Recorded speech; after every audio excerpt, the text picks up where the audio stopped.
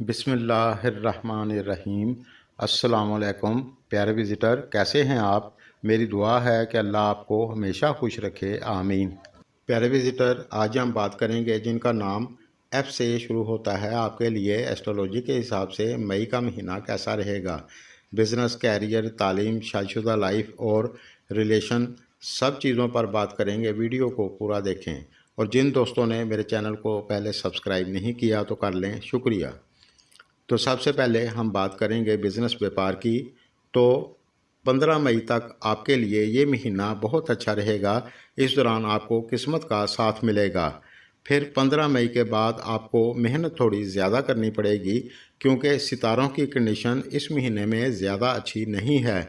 इसलिए आपको थोड़ा सा फोकस बनाकर चलने की ज़रूरत होगी। और अगर आप किसी जगह पैसा इन्वेस्ट करना चाहते हैं तो इस महीने में आप बड़ा इन्वेस्ट ना करें तो ज़्यादा अच्छा रहेगा। और अगर फिर भी आप इन्वेस्ट करना चाहते हैं तो 15 मई से पहले आप कर सकते हैं, लेकिन इनकम आपकी इस महीने में मुनासिब होती रहेगी, परेशान होने की ज़रूरत नहीं है। और जो लोग नौकरी करते हैं, आपके लिए ये महीना नॉर्मल रहेगा। इस दौरान आपके साथ काम करने वाले कुछ लोग पॉलिटिक्स कर सकते हैं। थोड़ा समझदारी से चलेंगे तो फिर आपको ज़्यादा दिक्कत नहीं होगी। तालीम की बात करें तो 17 मई तक आपका पढ़ाई में मन नहीं लगेगा।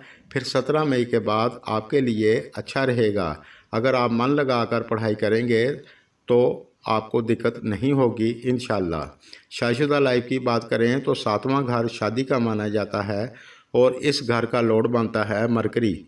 तो मरकरी बैठा है छठे घर में और इस जगह अच्छा नहीं माना जाता।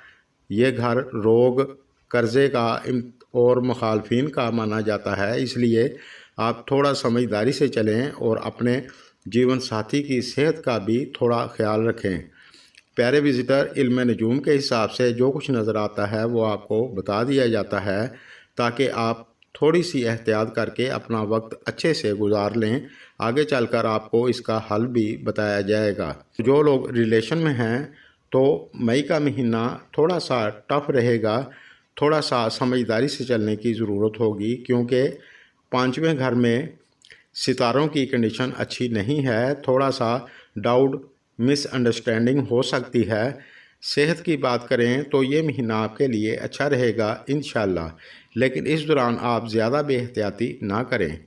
प्यारे विज़िटर, इस महीने को अच्छा करने के लिए आप रोज़ाना सूरह शम्स पढ़ लिया करें और हस्बे तौफीक सदका दें। मेरी वीडियो अगर आपको पसंद आए तो लाइक करें और